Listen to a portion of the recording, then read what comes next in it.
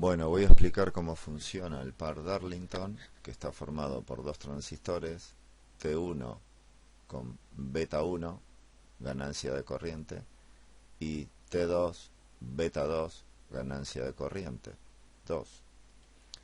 El conjunto que sería entre este punto, bien, sería el colector del conjunto. Este punto es la base del conjunto y este punto es el emisor del conjunto. Tendría una ganancia de corriente, o sea, beta total, beta 1 por beta 2. En este caso he configurado este como un transistor de pequeña potencia y un beta alto, 200, y este un transistor de potencia con un beta más bajo, 50. Este, por ejemplo, podría ser un BC547 pequeñito que maneja hasta 100 miliamperios, y este un transistor de tipo TIP que maneja hasta 1 amperio o más. Bien, ahora en este circuito, sí, la entrada del Darlington es la base del transistor 1, su emisor inyecta corriente a la base del transistor 2, los dos colectores están conectados entre sí y el emisor del transistor 2 es la corriente de salida.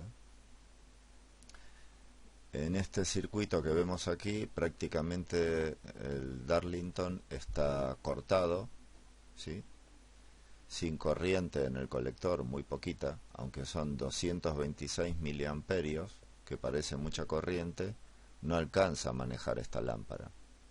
Y como tenemos unos 11 voltios entre colector y emisor, prácticamente está cerca del corte este par Darlington, porque la batería es de 12. Aquí tenemos 11, en la lámpara hay 1 voltio apenas. Entonces vamos a bajar la resistencia en la base para que aumente la corriente por la base, inyecte corriente y amplifique esta configuración y haga pasar corriente por la bombilla y se encienda. Voy a empezar a bajar y como veis va bajando el voltaje aquí, colector emisor, ¿sí?, y le voy a dejar en 6 o 5 voltios, la mitad de la batería aproximadamente. Ahí ya se saturó. Ahí más o menos 6,5, la batería es de 12. Aquí hay 6 voltios, que tampoco alcanza. Pero bueno, ya podemos calcular el beta. Aquí tenemos 545 miliamperios en el colector. Este instrumento mide la corriente del colector del Darlington. Aquí tenemos 53,2.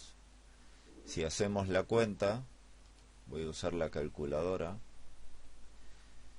545 miliamperios, 545 miliamperios, si lo paso a microamperios, es multiplicar por 1000, ¿sí?, 545.000, lo divido por los microamperios que dijimos que son la corriente de base, 53,2.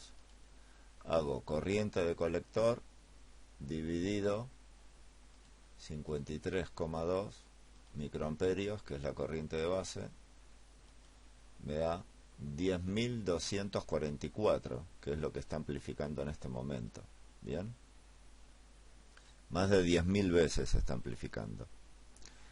Si sigo bajando la corriente, aumentando la corriente de base, llegará un momento en que prácticamente se saturará. Aquí tendremos 833 milivoltios, que son 0,8 voltios, y aquí tendremos en la lámpara la diferencia con los 12, que da unos 11,2 voltios. Prácticamente todo el voltaje está en la bombilla. Vamos a calcular de nuevo el beta. 802 miliamperios es la corriente que va por la lámpara, que es la de colector del Darlington. Y en la base 1,05. Prácticamente son 800 el beta. De 10.244 Ahora que está casi saturado, el Darlington baja a unos 800 el beta. Significa que un componente como este, cuando se satura, baja notablemente el beta.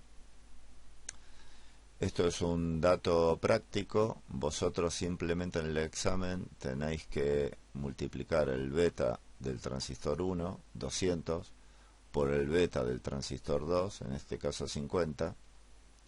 200 por 50 da 10.000, que hemos visto que cuando trabaja en la zona activa, por aquí, que es la mitad de la batería entre colector y emisor, y la otra mitad de la batería en la carga, en este caso la lámpara, esa es la zona activa. El beta más o menos es el producto o la multiplicación de estos dos. Bien. Nada más por el momento. Deciros que bueno, el par Darlington, que se puede construir con dos transistores, ¿sí? Uno de pequeña potencia y otro de gran potencia, también viene integrado en un mismo componente, ¿sí? Bueno, espero que os haya sido útil y pasaré al último circuito del examen.